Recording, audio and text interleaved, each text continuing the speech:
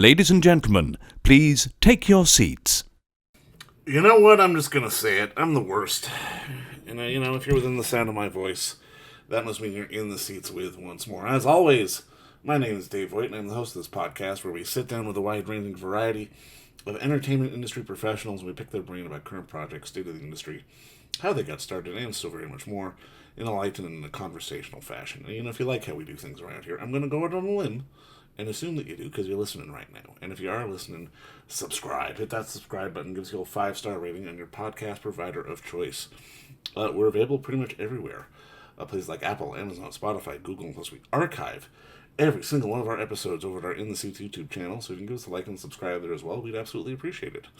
Also, don't hesitate to check us out on social media. We're on the Facebook, the Twitter, the Instagram, Letterboxd, the TikTok, and probably a few other places too. In the Seats for all sorts of fun updates.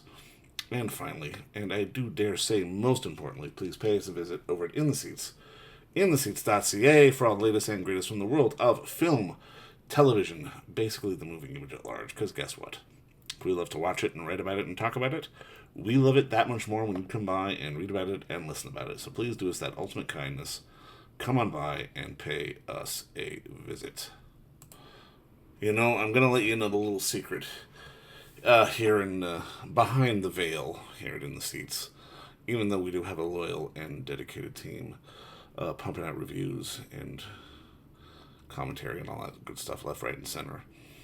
It is primarily a DIY operation, which means me, on multiple fronts, publishing podcasts, doing interviews, writing reviews, going to screenings, and I'm voting for the first time this year as a voter for the Toronto Film Critics Association, so I'm very happy about that.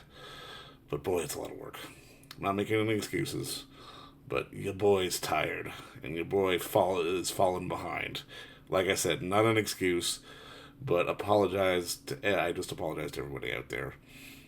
We will keep the flow going as best we can as I juggle, as I spin many plates. But I love spinning these plates, so what else are we going to do, right?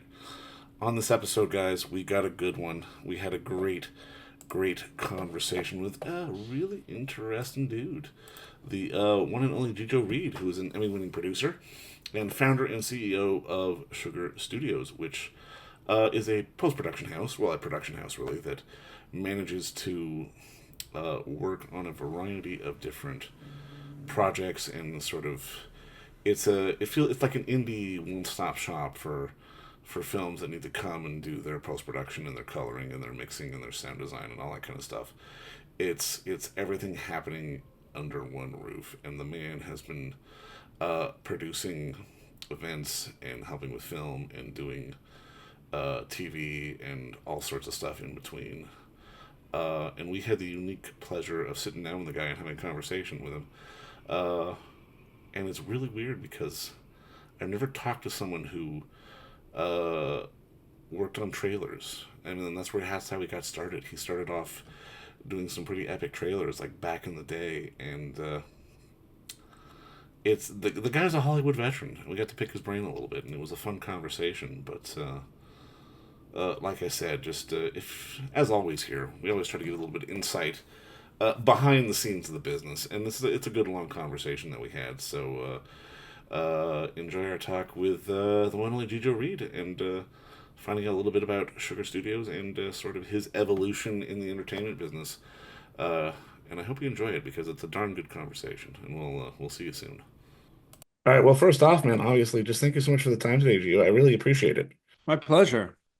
Now, I'm always And curious. this is just audio, right? Yeah, this is just Sorry. going to be audio. Yeah. It's nice to see each other Okay. when we talk, but it's just audio. Okay, cool. I'm always curious just about sort of people's origin stories, just how they get started in this business, because everyone always thinks there's sort of this clear-cut line to sort of XYZ and how you started in the business. And in reading your Mhm. story and all the stuff you've been involved with, it almost feels very punk rock. You've been kind of up and down and all over the place. But I guess my first question for you is like just to walk me through, I guess, sort of the early days and maybe what your foot in the door in the business was. Because is it true, like really, when early on you started working, you were working on trailers? You were sort of a trailer guy? Yeah, definitely. It was even before that.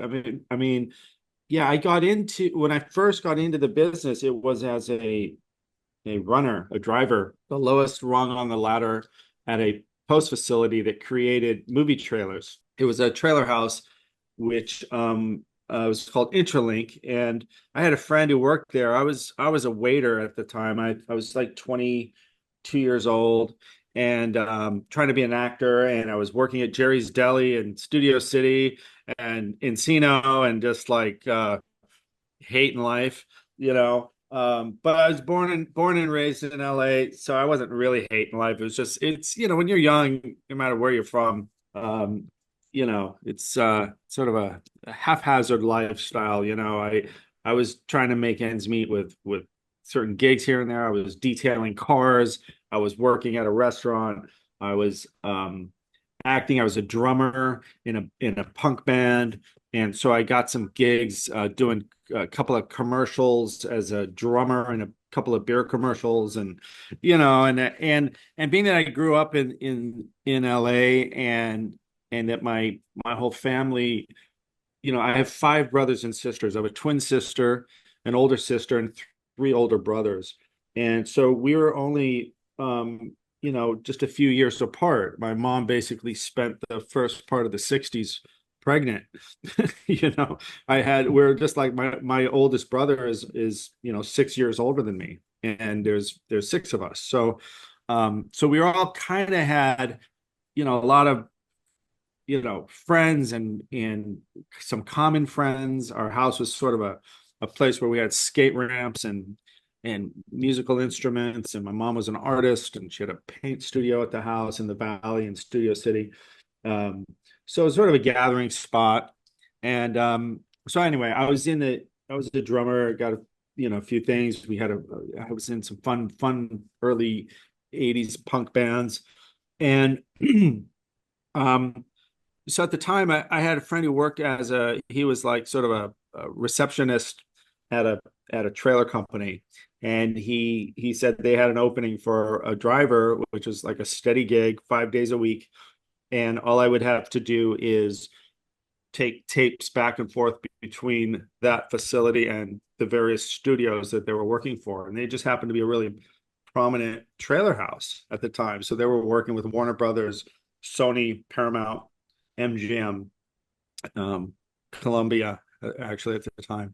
So by virtue of just being there every day, and even though I was on the peripheral of the company, there was many hours spent just sort of shadowing people that worked at the company, and and now I really see the benefit of that part of my career, as a benefit, because trailer companies were different than a regular post-production facility, because it's really an overlooked and not even really a thought of niche in the industry. It's more so now, but back then everyone assumed that, oh, if when they go to a theater and they see that 2 or 3 minute trailer in front of a movie, that's they never really most people wouldn't think of, well, who made those. They just assume Exactly. it's Yeah.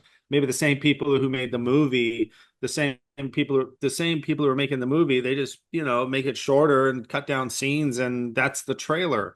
But in actuality, it's an entirely separate art form that even the feature editors on the films don't have the capacity or the sensibility to cut theatrical trailers.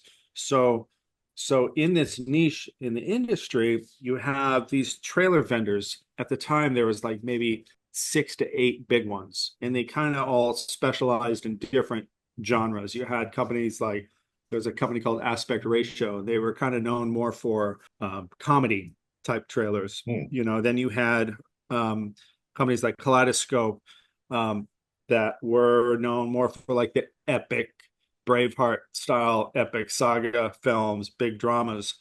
And then Intralink was known more for, I would say, well, while they did do some big stuff for Warner Brothers, like some Batman stuff, and they were responsible for that great teaser campaign where they did just individual characters from Batman. I don't know if you guys remember at the time they would just have the Joker, or they would just have the Penguin, or they just would advertise sort of one character at a time They in were so lead well up done. Yeah. Yeah, but they were primarily, from what I remember, known more for sort of romantic comedy movies, more coming of age type movies. Like they did Thelma and Louise, but oh, and also the claim to fame for the owner of that company, Anthony Goldschmidt, was he came up with the concept for the ET poster, where they didn't show the ET, they showed just the kid on the bike with the little creature in the basket on a silhouette over the moon, right? And the story goes that I'm rambling, but I guess this is what we're doing here, right? This is what we're It's a doing. podcast. I encourage rambling. It's a Keep going. podcast. Okay, I'm just gonna keep going. So anyway, at this trailer place, Intralink, we did a lot of key art.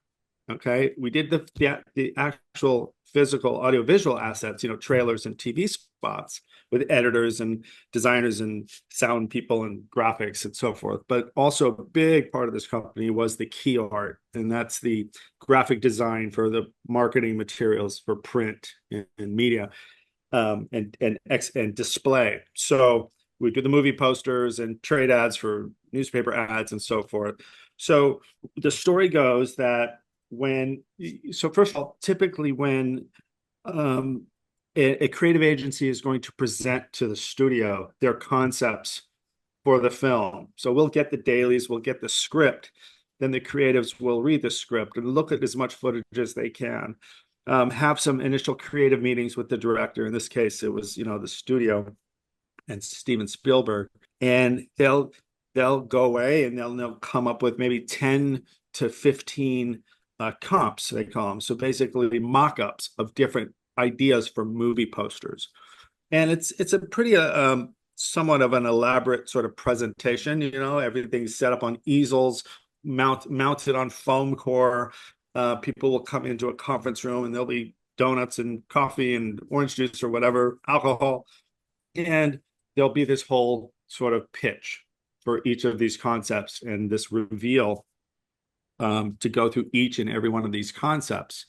Kind of like on Mad Men. It's the general, people know that type of pitch on Mad Men, So the story goes that for E.T., which was a major motion picture, Anthony Goldschmidt presented one idea, and it was underneath a tarp on an easel.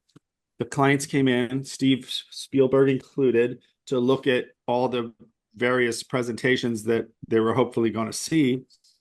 And there was only one easel with one poster, and that was it. From the concept, it was that image of the boy on the bike in a silhouette with E.T. in the basket with the moon behind him.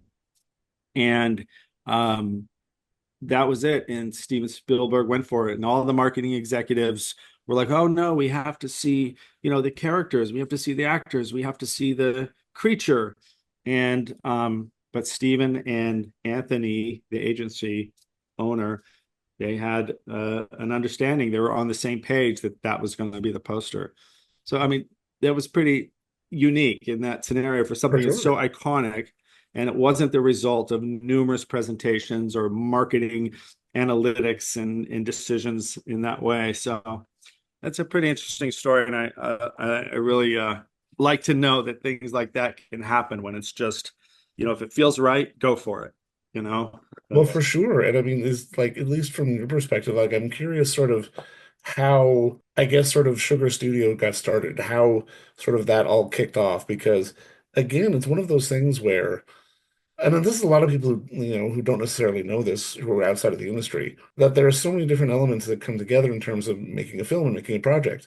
I mean, I almost think of the old joke about Hitchcock back in the day, who, only ever shot exactly what he wanted because he never trusted his editor. Uh-huh. How does a place like Sugar help some of the people you've worked with kind of like tighten the screws on their projects? I mean, you've had some big stuff go, like The Blackening and a few other things have come through your way. Yeah. Yeah, you know what? It's a great question on how it came about. And I've had a few companies before, some trailer companies, and like I said before, I alluded to the fact that trailer companies are unique in the sense that they have everything in one place, Mm. separate from the studios. You have your editorial, you have your sound design, you have your graphic design.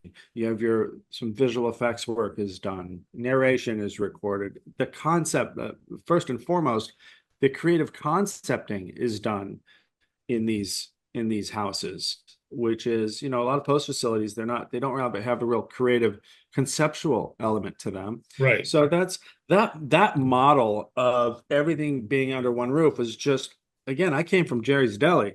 To me, that was normal. That just seemed like how it was done and made total sense. Like, why would there be one place over here for sound and another building in Burbank for color correction and another place over here for visual effects or graphic design? Like, why are they all in different places? That just didn't make sense to me.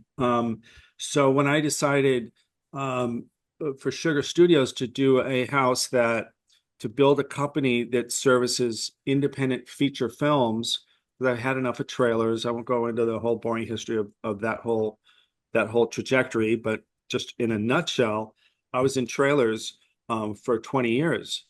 And it's exhausting. I've been involved in over 100 campaigns, if not more. And, it's exhausting because all the energy in that short amount of time, each trailer is maybe 3 to 4 to 5 weeks, maybe longer, but for a 2.5 minute piece, and it's surgical, and I would take it home with me. Believe me, I'd go home and I'd still have concepts going around in my head, and I'd have to get back into the edit beta to do them, or music ideas. Anyway, so I decided, you know what, I'll still do trailers if somebody comes out of the woodwork to hunt me down to do one.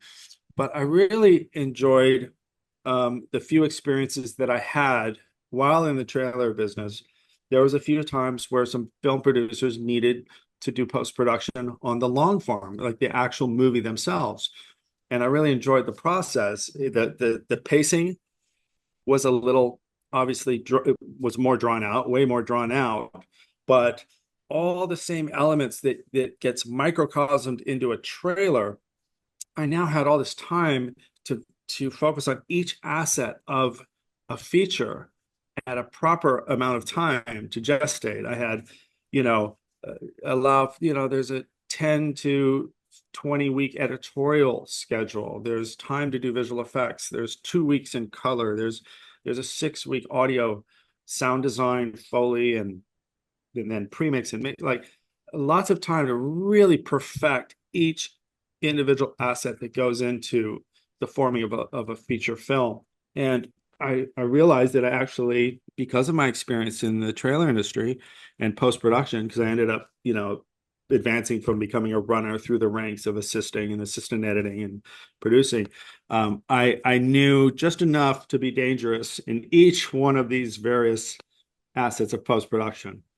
And so in the mid 2000s, I decided I was going to do Sugar Studios, and focus on independent feature films, but be a house that focuses on every aspect of the feature film post production. In the same way that we would do a trailer, we now have under one roof feature editorial. So we've got 12 edit bays, color correction. We have beautiful color suites, visual effects, sound design, Foley, backgrounds, and a mix stage. And then we, of course, do deliverables, which is after you get everything done and signed off and everything's sounding and looking beautiful, then you have to go through the processes of delivering the movie to all the various platforms, with DCPs and continuity lists and exports, and they're just deliverables. It's more on the technical side, but it's from dailies all the way to deliverables. We are now doing it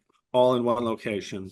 And I got lucky. We're all very fortunate, because we started it right when streaming, the renaissance of content really started happening, where all this content and premium content that's not just for theatrical runs, but for broadcast streamers was happening. So, we do a lot of work that you see on Netflix and Hulu and Apple and Amazon.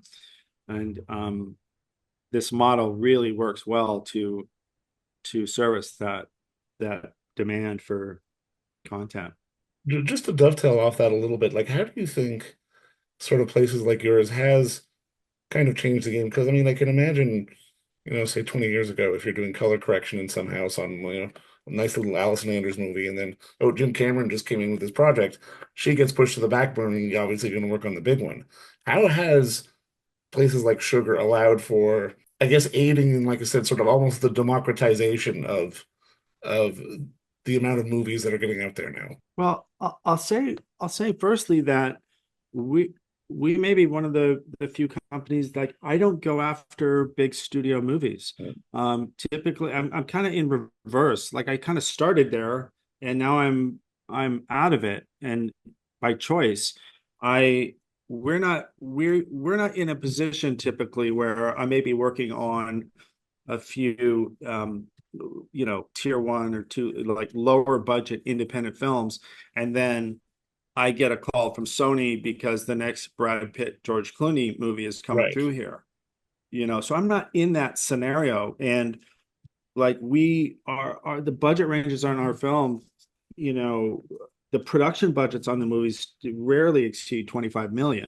Hmm. And we're and that's on the higher end of our clients. We're in the probably closer in the 5 to 10 million range of production budgets.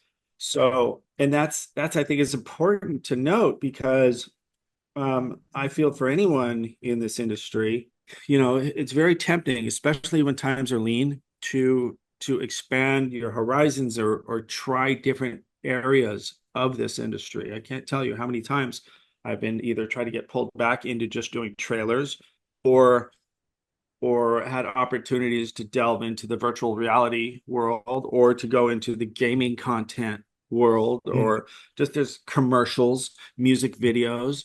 Yeah, we touch these now and again, but only because they just sort of happen, not because we're going out to look for it. And I think it's important to know that because we're staying in our lane of independent feature film, right? Like that's what we do. That's what my entire team is used to doing and throwing their heart at. And I think I've had a few companies, like I mentioned. I've been doing this a long time, and what I've realized, one of the lessons I've learned is, if you stay in your lane and you just focus on what you're good at and what you're passionate about, that even in the midst of adversity along the way, if you stay the course, it will manifest into what you're hoping it will. I mean, we're not trying to be anything that we're not, you know, No, for and sure, for sure. yeah. And another thing is once we get a film in house, whether it's a $1 million uh, feature budget, you know, and I'm talking feature budgets, not my Yeah. post budgets. So whether it's $1 million feature budget or 20 million, once it's here, I mean, it's there's no difference in how we approach each project. It's not like I have an A team and a B team. Like we're all A team, and we all throw ourselves at at the projects that are in-house. We don't give preferential treatment to bigger budget projects, and we don't give lesser treatment to these lower budget projects. We just treat everything the same, and because everybody here just loves what they do. I mean, I can't tell you the passion. I'm just so proud of my team, the sound Fantastic. department. I mean, I mean, yeah, it's not a team of people that are looking at their watch at 6 p.m. or just punching a time clock. It's really in the DNA of most everybody here. How has the evolution of technology over the years changed your business? Because I mean, I'm getting like in the 90s, I can imagine, you're waiting on film to be developed, you're waiting on dailies, you're waiting on like there's a Hmm. constant flow of materials, and you have to have vaults and this, that, and the other. Now it's hard drives, Hmm. and now it's all sent through the pipe. How has sort Yeah. how has that changed the business? Well, you're right. I mean, definitely, expectations for delivery is shorter. Time frames have lessened. I think it's all about bandwidth. It's all about speed and size. And yeah, like our server room right now it's the size of maybe a small bedroom with racks and Right. servers and all our components. Whereas, and we have a server with 2,100 terabytes of storage, which is a massive amount of storage. However, it's housed on these RAID and server RAIDs and in these chassis that take up two racks. Whereas in the 90s, it would have taken up half a floor, if not an entire floor of a facility. Because I mean, I can remember when, you know, and most people probably listening to this can remember like when Avid came out, there was these 9 gigabyte bricks that would come with the Avid system. I mean, we're Totally, talking yeah. 9 gigs, and then there's these PCI platform drives that came out that were 18 terabytes, and they're still the size of a large shoebox for 18 terabytes. And you know, it's to the heat that was generated from those. They weren't very fast. They're not as fast as they are now. So there's a lot of latency that would happen, especially if you're wiring from one room across a network to another part of the facility. So it's all about speed and efficiency and bandwidth, really. You know, we have a total here of about 27, 28 different systems that are all connected via fiber, going up through channels and trays and ending up into our switches up in the penthouse server room. And each one of our bays are, you know, lightning fast because of the advances made in technology and fiber optics and drive speed.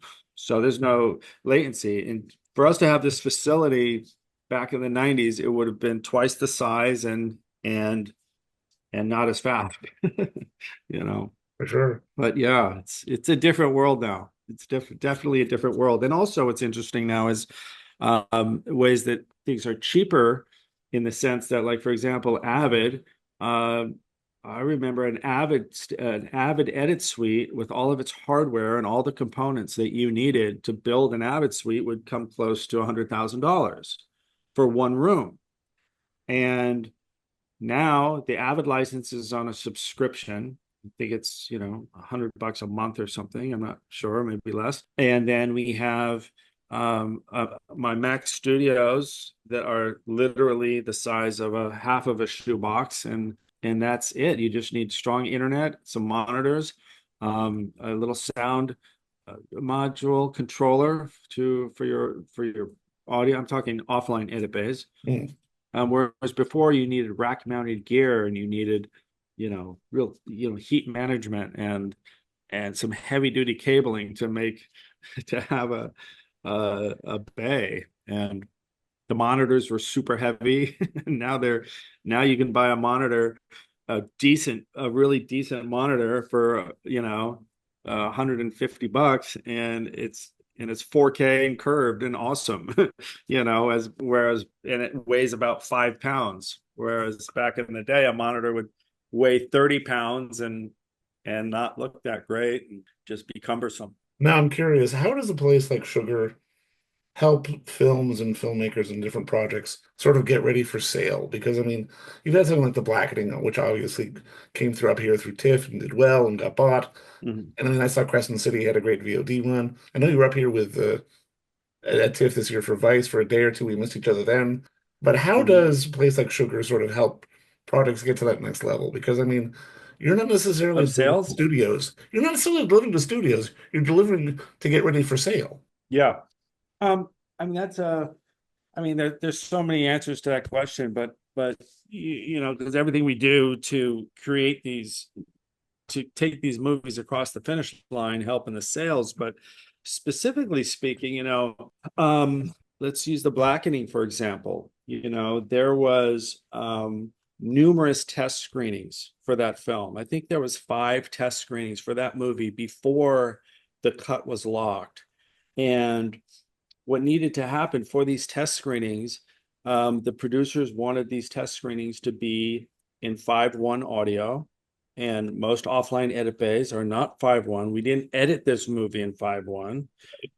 So we had to do these premixes in 5.1 for these works in progress. And that took a lot of time, because every time, let's say, okay, we have a screening next Wednesday and we want to show the latest cut next Wednesday in the screening room at UTA or at some theater somewhere.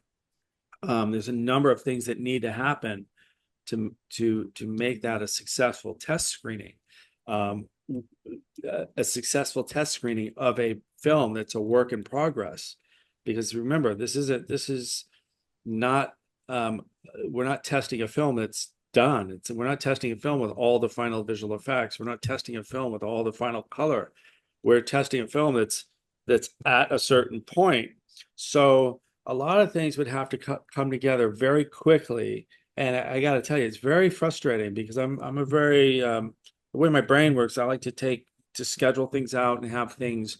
Okay, once picture's locked, then I'm happy with that because then I know it triggers all these different processes that can only happen efficiently in an organized manner once the creative of that cut is locked. Now I can turn all the assets over to the sound department and I can have my Foley artist in one room start working on that. I can have my dialogue editor in another suite start working on cleaning the dialogue, and the sound effects and sound design people can start working on it in another part of the building. And the same goes with visual effects and so forth. So when we are asked to present a cut for testing prior to the picture being locked and having the benefit of things being locked and able to turn over to all these various departments, it's very unpredictable. It's haphazard. We have to say, okay, the editor wants to continue cutting up until the last minute, right? And the director wants to make sure that everything is right. But it's very hard to start a finishing process, even if it's for testing, if a cut is still in motion, right? So we got to stop it. We got to stop them. I got to say, pencils down, guys. We've got to get this thing into the pipeline so that we can be ready for the screening next Wednesday of this rough cut. So the fact that we have everything under our roofs here is that we can have all of this stuff working simultaneously, and we're able to supervise, hands-on supervise, in person, physically supervise each facet of that movie. So we can go into the sound department and we can see where we're at and tweak stuff there for the screening. We can go into color and see how that's looking on a real-time basis. We can see where we're at with the latest visual effects, and we can have everything. It's just way more efficient on something that would normally take a week to 2 weeks to happen in a frantic schedule. We can do it in half the time or even a quarter of the time, because of the fact that just everything is in one location, and everybody also, all these various teams here know each other and are familiar and have been working with each other for years, understand the intricacies of our shared server network so that we can transfer assets between departments through the servers, as opposed to being in different geographical locations and not knowing the protocol or the workflow of these other companies. Like, everyone's super familiar, obviously, with our workflow and with the communication between our team. It's efficiency and so it's miraculous sometimes that we're able to sit in a theater seat and watch something that maybe 2 days before was in 10 different departments and not even close to being together or cohesive. Well, I mean, it reminds me of a story I lived through it at TIFF one year. I was at a Midnight Madness screening, and the director came on stage and just be like, "Yeah, we locked picture this morning." And I mean, at the moment, I'm like, "Oh, that's just bullshit. He's giving us a story." But after talking to you now, it's like, no, that sounds actually pretty feasible. That sounds feasible if what you were watching that night was an export out of his edit system. Which is It probably what doesn't it sound was, but feasible. yeah. Yeah. Yeah. It's not feasible if they locked cut that morning that there was any external sound design done, or, after the fact. I mean, if you lock a cut that morning, you've got to figure it's going to take, just a few hours just to get it out of the box and somebody needs to watch it down, you know. Um, but yeah, again though, you know, back to your earlier question about how, the businesses now compared to back in the day when we would have to wait 3 days for color because when things were on film, like in the digital age, yeah, you can theoretically be working in your offline nowadays, working in your offline environment, but be working with high resolution dailies, that have a nice look to them, a nice color and decent sound, you can do an offline edit in 5.1 and be working from high res files and you could switch over to DaVinci Resolve pretty quickly or whatever your color platform is pretty quickly and put some really great touches and looks on things. So yeah, it's definitely possible, but that would definitely be a rough cut screening in that scenario you were talking about. It still it could look and sound good, but it would have to look and sound good that morning when he was locked in the edit environment. You know what I'm saying? It would Yeah, I have had do. to be Yeah, good yeah. at that stage. Not a lot can be done in between a morning and an evening screening to color or sound design a movie. No, I mean, I'm just curious. I mean, just to start putting a bow on it, Yeah. because Yeah. I'm always fascinated, especially in your position, because you've got a myriad of different projects on the go. Like when people come to you, is it just sort of availability? Is it time? Or is it a question of, that sounds cool. I think my guys can try this and we can try something funky with that. Like, how do you sort of bring jobs in? Not just on a business level, but Um, on like sort of creative level as well. um, well, I'm a movie fan. I Right. freaking love movies, right? And if I ever get an opportunity to be able to work on the type of movie that I would like to watch, I mean, that's a big deal for me and my team. I mean, we get more excited about the genre and the script of the films that we have the opportunity to work on than perhaps the financial gain of it. If we have a really big budget movie, but it's maybe a genre that we're not, or the script isn't something that we're head over heels with, we'll still give it our all and be passionate about it and love working on it. But there's something to be said for being able to spend your days staring at content and working with actors and producers that um, for movies that you're, or a genre or filmmakers that you're a fan of. I mean, we're all fans here. We're all movie fans, and I've always been a movie fan, and so I see each project that comes in here as just like a gift, an honor to work on these things, and I know what it takes to make a movie. And if you can get a film, if a filmmaker, I have more respect for these guys who are able to cobble together films for no money than the ones that have big financial backers and a machine to put it through the pipeline. Because if they have a movie and it can, I've had people come here and they've been working on their movies for years and shooting it when they can get money to shoot more scenes.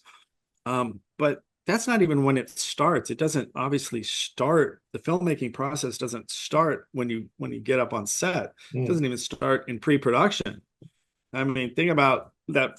It's when that writer had this idea in his head, or rather, even after that, when the writer decided to put his pen to paper about an idea he had in his head, and then there's that whole process. Who knows how long that took, and then to convince people to give you money to make this movie, all the phone calls and relationships that you'd call upon to get actors attached to it, a director interested in it, and producers to maybe shepherd it to the next level. I mean, it's years, and then you can if you get on this stage, or be able to get that film start to get in production. That's a huge accomplishment. And then if you can wrap that production, and you've gotten everything that is on the page in your script, or you have enough to cut your movie, that's huge. So by the time it comes here, I mean, I can't take credit for these movies, really. I mean, we can take credit for how they look and sound and how the visual effects look and maybe the streamlined way it was delivered. But But I mean, there's so much work that goes into these movies before they get to me. I mean, we take it.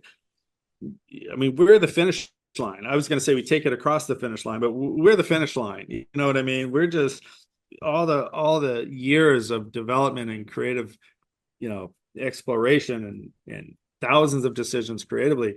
That happens, before it typically comes to us, and not to minimize what we do, because there are a lot of things that happen in the edit bay that For change the sure. course of a narrative in a film.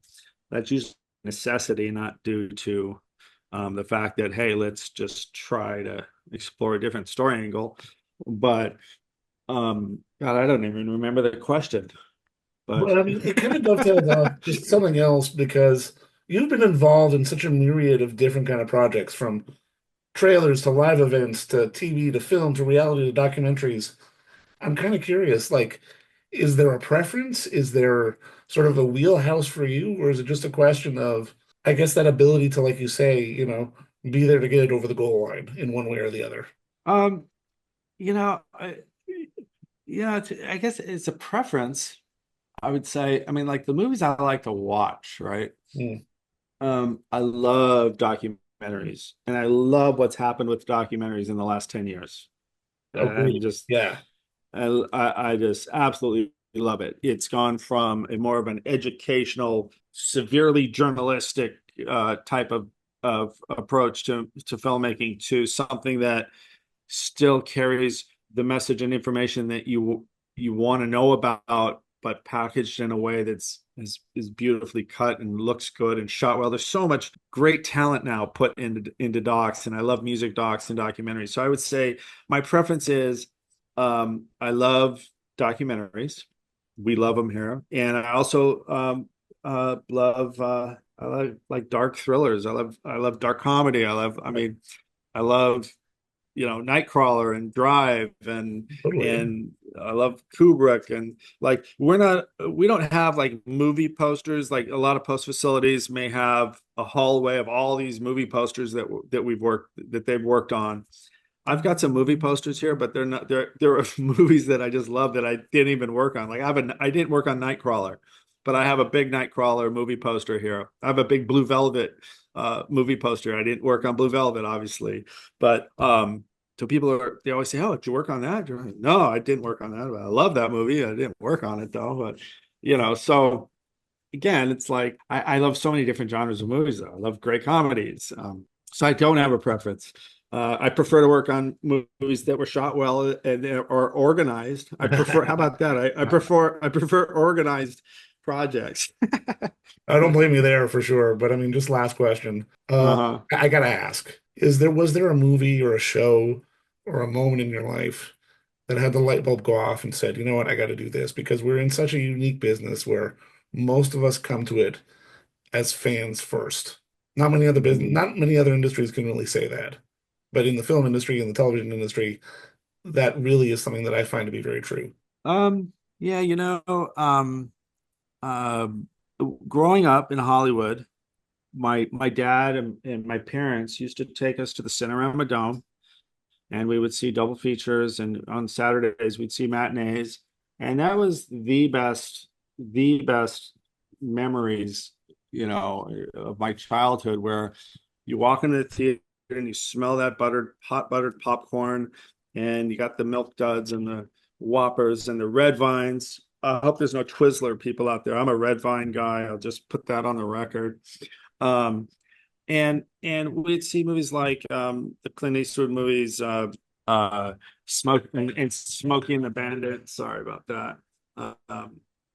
The Smokey and the Bandit movies. But want to know something? There was one memory that I'll say that I really was like, I've got to make movies, and I was too young for my parents to take me. This was a drive-in, and it was a double feature of Westworld with Yul Brynner and Soylent Green. This was the double feature, I and love it it. freaked me out. I love And it. it was at a drive-in, and I just remember thinking, I could not stop thinking about both of those movies. It had such an impact on me. The fact after seeing movies like that I couldn't stop thinking about it, and you know when you see a movie that has an impact on you, um, and to think that I could actually be a part of that as opposed to just a viewer, I'm still in awe of the fact in what we do and the level of involvement that I have with these pictures. So it's an honor all the way through, and I'm blessed, and I appreciate it. So I mean, I don't know if that answers your question, but No, it does, man, because I mean, you're absolutely right. I agree with you. It is a pleasure and an honor to be able to do what we do in all of our yeah. sets and aspects. And I mean, I've taken up far too much of your time today, man, but honestly, thank you so much for the chat and just keep up the good work, keep doing what you do, and thank you again for the time. Well, thank you. Appreciate it. You're very Sorry if welcome. I rambled and rambled, but I get going. But thank Rambling is you. good. Don't rambling is good. Don't worry about that. And don't forget to visit our friends over at Bay Street Video for all your DVD, Blu-ray rental, or purchasing needs this summer, as they are still open for curbside and some mailing delivery as well. Over at 1172 Bay Street, Toronto, Ontario, Canada, you can give them a call at 416-964-9088. That's 416-964-9088. Or send them an email at baystreetvideoto@gmail.com for any of your DVD and Blu-ray needs.